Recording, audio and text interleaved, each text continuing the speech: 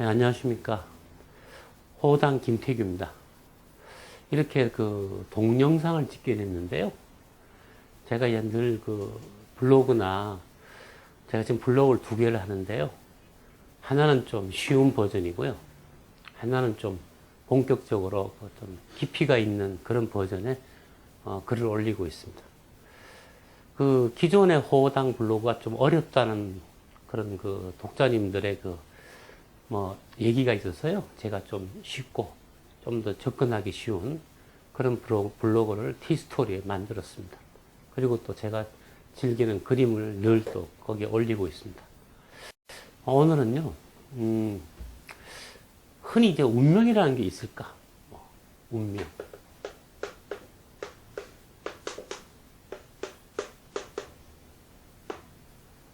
오늘 저한테 왔다 가신 상담하신 분이요.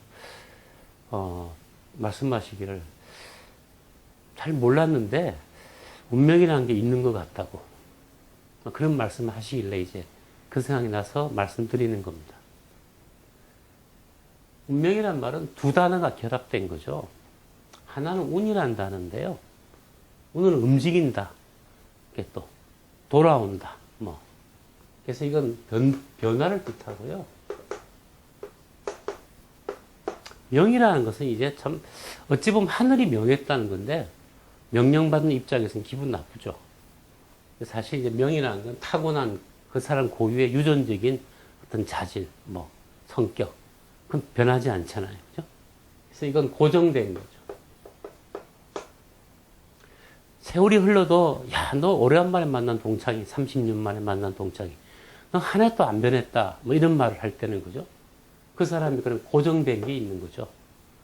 늙었지만은 그 기본 원판은 남아있으니까, 그죠? 근데 이제 늙었지만 할 때 세월이 간 거죠. 생리적인 노화도 있겠지만 그 사이에 많은 변화가 있었겠죠. 요거 2개가 결합된 것이 그 사람의 현재의 모습입니다. 그래서 운명이라는 건 다른 게 아니고 타고난 성격이 살아가면서 변화하는 모습이다. 그렇게 생각하시면 되는 거고, 그래서 이걸 다만 운명이 있냐 없냐의 말은 이런 거죠. 옛날에는 이제 하늘이 명했다. 또 서양에서는 신이 또 명령했다. 내 운명을 갖다가 이렇게 다 정해놨다. 그러는 바람에 마치 내 외부의 어떤 무엇이 정하니까 이제 기분이 좀 나쁠 수도 있고, 불의의 사고를 당했다. 나는 그럴 생각이 없었는데, 그랬다. 마치 내 책임이 없다는 듯. 사실은 다 우리 책임이잖아요. 차를 과속으로 몰다가 사고가 났다. 그건 내 책임이잖아요. 그죠? 그래서 운명이란, 명이란 말 속에는 다소 옛날에 그런 종교적인 그런 그림자가 짙게 드리워져 있는 거죠. 제가 말씀드린 운명이라는 것은 그런 게 아니고 당신이 생겨났는데 그게 살아가면서 변해가는 모습이다. 그게 운명이라는 거죠. 그렇게 어려운 개념이 아닙니다.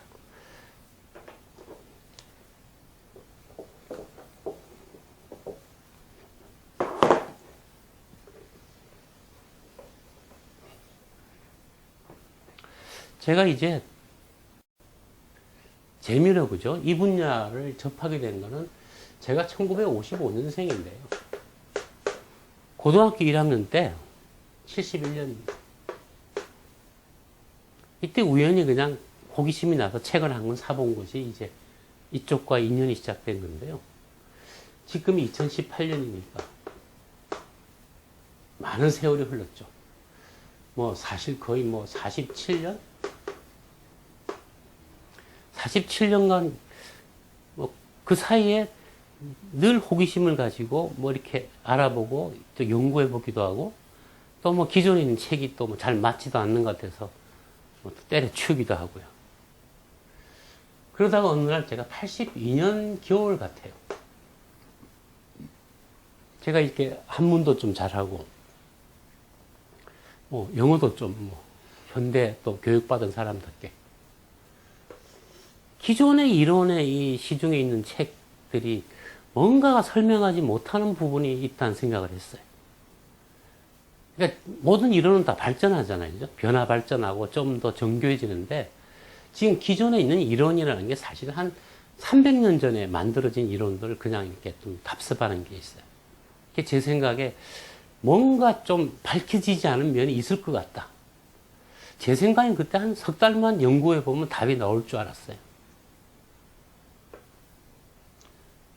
제가 사실 이것에 대해서 새로운 게 있다는 것을 알아낸 게 2007년경입니다.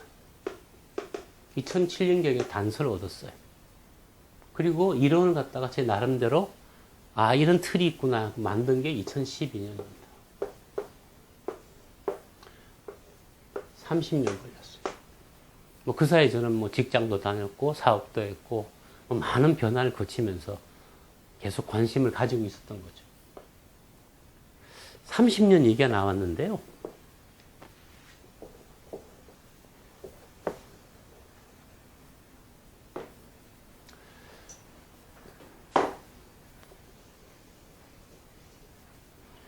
먼저 말씀드리면 이 세상은요, 운이라는 게, 운은 돌아온다는 뜻이 있는데요. 돌아오는 거라면 그걸 우리가 주기라고, 주기. 돌아오다, 돌아오는 기간.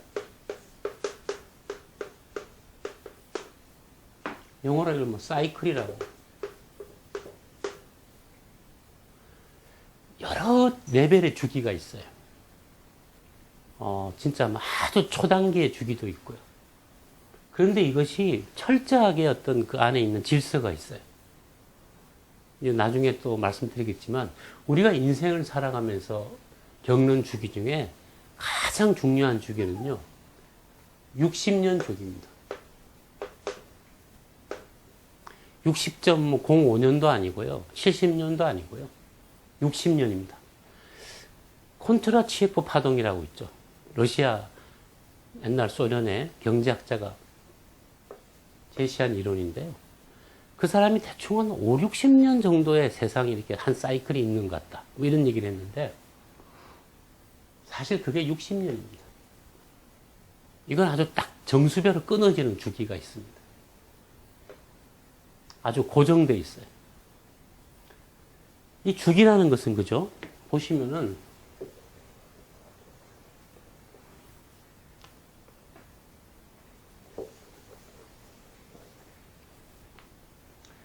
자, 주기가 이렇게 뭐 돌아오는 거지만 사실 그 본질은 원운동이죠.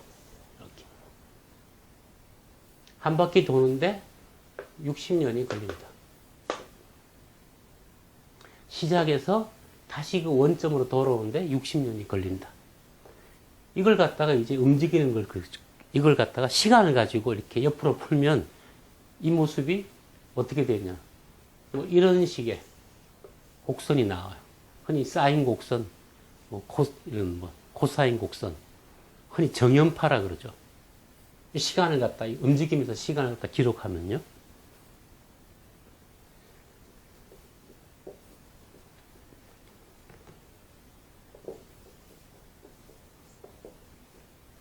자, 여기서 출발해서, 자, 이거 올라가지고, 그죠? 이렇게 출발했다면. 이거는 일종의 뭐 상승운동이라 하죠. 저는 이걸 갖다 운의 상승이라 말합니다. 상승운동 하는데 30년이 걸리겠죠. 60년이 걸리니까요. 다시 내려오는데 30년이 걸리겠죠. 돌아오는데. 그래서 30년이라는 것은 어떤 주기의 딱 절반입니다. 그래서 세상은요, 자, 올라가는데 30년, 내려오는 30년이 걸린다면, 올라간다, 내려온다 꼭 나쁘게 생각하거나 좋게 생각하실 필요는 없어요, 일단. 근데 시간이 걸린다는 거죠. 그렇기 때문에 30년이라는 것은 큰 흐름이 계속 줄곧 상승하다가 이때도 줄곧 내려오죠. 그렇기 때문에 이 30년이라는 것은 어떤 흐름이 시작됐으면은 그 흐름이 이렇게 다시 내려오기 시작한 것 같다. 우리가 반전이나 반전. 다시 그죠? 반전. 거꾸로 돌아서서 턴오버. 내려온다. 이렇게 말하죠. 지금 독자님이, 예를 들면, 내가 인생에서 굉장히 비참하다. 힘들다. 정말로 이렇게 힘들 때가 없었다라고 생각하신다면, 30년 뒤에는 내 인생에서 더 이상 좋을 수가 없다는 시간을 맞이하게 됩니다. 가령 독자님 운세가 현재 이걸 바닥이라 칩니다. 여기 있다 그런다면은 30년이 지나면은 이 자리에 가게 되겠죠. 그래서 30년이라는 것은 어떤 사물이나 흐름이나 인생이나 운명이나 뭐 세상 모든 게 다 그래요. 이건 사람만이 아니고 모든 것이 다 적용되는 겁니다. 30년이 지나면 반대 흐름이 시작된다는 거죠. 그런데 그죠? 요 시점에서 딱 터닝하는 순간에 아, 나 지금 내려간다. 그렇게 느낄 수 있는 사람은 세상에 없을 겁니다. 줄곧 올라왔기 때문에 관성의 법칙이 있기 때문에 생각도 의식도 관성의 법칙에 지배를 받죠. 난 계속 이상하게 난 묘하게 난 이렇게 일이 풀려가더라. 그럼 잠깐 내려간다 하더라도 또 올라간다고 생각하겠죠. 그런데 그죠? 이것이 한 6년이 지나면 자, 6년 지난다는 거죠. 예를 들면 한 이쯤 와 있겠죠. 그러면 요만큼 이제 차이가 나겠죠. 그죠? 예전에는 쭉 올라갔는데 요건 내려갔다. 굉장히 눈치가 빠른 사람이 느끼는 시간이 변화가 왔다. 반전이 됐다는 걸 느끼는 시간은 36년입니다. 30년째에 반전이 시작되지만 36년이 돼야지만 반전이 되었음을 확인하는 거죠. 흔히 주식에서 말입니다. 바닥이다 싶을 때 바닥에서 사고 싶은 마음 누구나 가지고 있지만 주식에서 그 대표적인 격언이 있죠. 무릎에서 사서 어깨에서 팔아라. 바닥을 벗어났다는 것을 확인하고 사라는 거죠. 또 지금 꼭대기다 싶어서 팔았더만 더 올라간다 이거죠. 반전됐다는 것을 확인하고 팔려면은 머리에 갔다가 어깨쯤 내려왔을 때 아 이제는 이건 꺾였구나 라고 팔라는 게 무릎에서 사서 어깨에서 팔라는 건 유명한 증시의 아주 대표적인 격언입니다. 금언이죠. 36년은 흐름이 반전되었음을 느끼는 가장 빠른 때입니다. 이것이.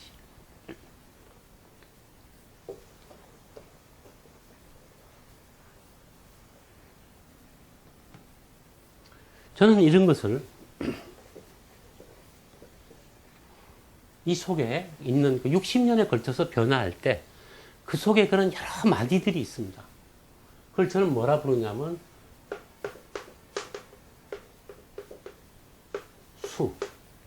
수의 법칙이라고 부릅니다. 정말 법칙입니다. 예외가 없으니까요. 제가 그동안에 위키나 구글이나 그런 걸 통해서 정말 수만 건의 케이스를 갖다가 검증해보고 연구해봤습니다. 여기에는 예외가 없습니다. 수만 건의 연구 중에서 예외가 없다는 것은 법칙이죠. 수의 법칙이라고 저는 부르는데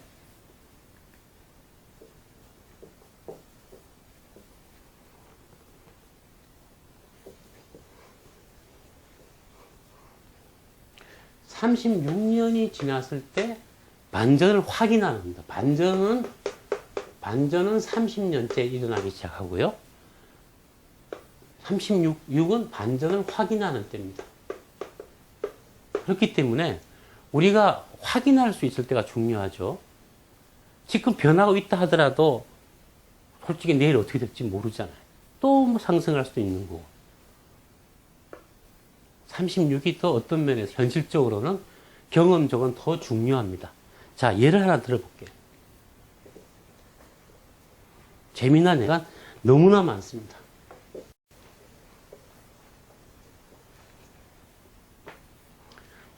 우리나라가 일본에 이렇게 강제로 이렇게 합병당했죠. 경술국치라 그러죠. 나라의 치욕이죠. 1910년이죠. 우리나라가 일본이 설치다가 미국을 상대로 전쟁을 들었다가 패망하는 바람에 45년에 우리나라가 해방이 됐습니다. 요 사이 시간이 35년 걸렸죠. 36이 안 됐죠. 이 말은 무슨 얘기냐면요. 36이 되기 전에 반대가 일어나면 그것은 일본의 한국에 대한 지배가 정당하지도 합법적이지도 그걸 떠나서 그냥 옳지 않았음을 말해주고 있습니다. 일본이 조금 더 버텼더라면 46년에 우리가 해방됐겠죠. 이 36년의 한 예입니다. 또 하나 보여드리죠.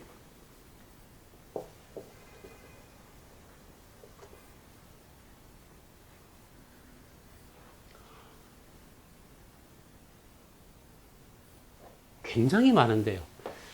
여러분 혹시 옛날 박정희 대통령이 그 독재를 하면서 삼선 그 유신 독재라는 걸 한 거 아시죠? 사실상 대통령을 갖다가 이렇게 저 서울시 중앙에 있는 장충체육관에서 그냥 이렇게 거기 있는 일종의 그 모아놓고 뽑는 대통령 거기서 뽑는 겁니다. 국민 투표가 아니라. 그걸 갖다 우리 유신 독재라 부르죠. 1972년의 일입니다. 30년을 더 해보죠. 2002년이 되겠죠. 2002년 말에 노무현 대통령이 등장하면서 굉장히 우리나라 정치사에 큰 의미를 가져왔는데요. 이게 이제 군사 독재의 본격적인 시작이었다면 2002년은 우리가 진짜 본격적으로 정말 이제 민주화라고 하는 출발점. 그래서 노무현 대통령과 박정희 대통령은 우리 한국 현대 정치사의 양 그 대척점에 있는 분들입니다. 이게 30년 걸린 겁니다. 얘를 조금 더 들어보죠.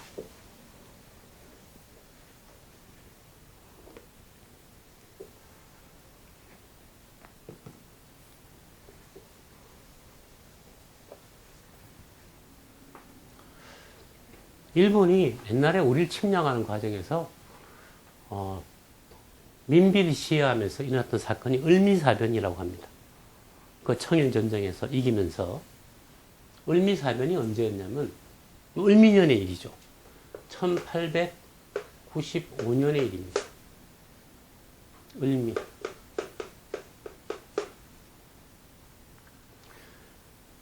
(30년이) 흘러서 36년이 되니까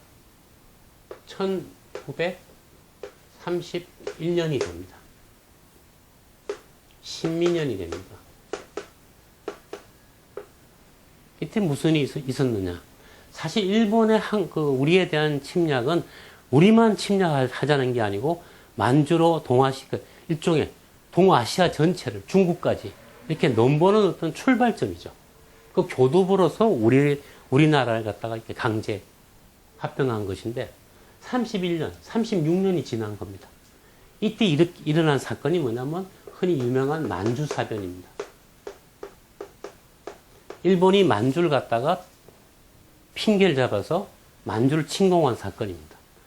일본이 한국을 을미사변에서 사실상 우리를 갖다가 이렇게 무력으로 우리를 갖다 사실상 괴뢰 정권을 만든 뒤에 36년 뒤에 일본은 결국 오랫동안 생각해왔던 만주로 진출한 사건이 36년 뒤에 벌어집니다.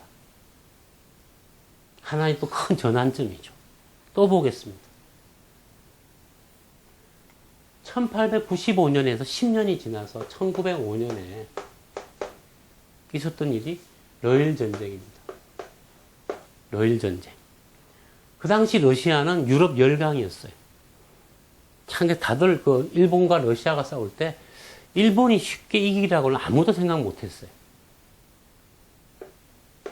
러시아는 유럽의 전통적인 강국이죠. 이때 일본 사람들이 이겨서 너무 기뻐하고 막 미쳐 날뛰었는데 그 바람에 이제 너무 사람이 그 기대 이상의 성공을 거두면 좀 맛이 가죠.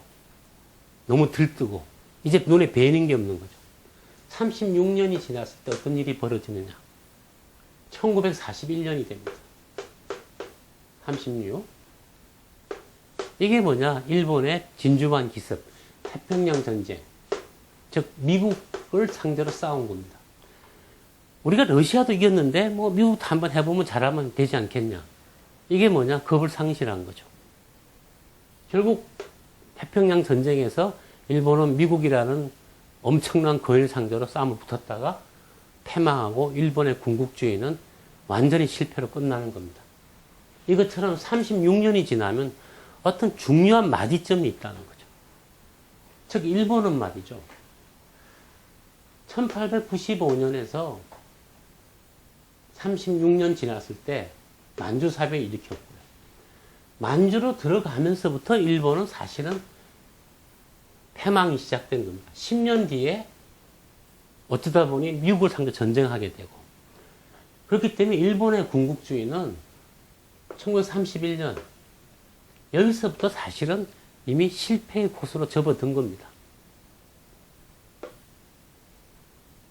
나중에 세월이 흘러서 일본이 망했구나 알게 되지만, 저는 이 사건을 보면은 이제 일본이 장차 망하겠구나. 그 시기는 15년 뒤, 즉 1946년 5년쯤 되겠구나. 저는 그렇게 계산할 수 있습니다. 왜냐하면 워낙 그 예외가 없으니까요.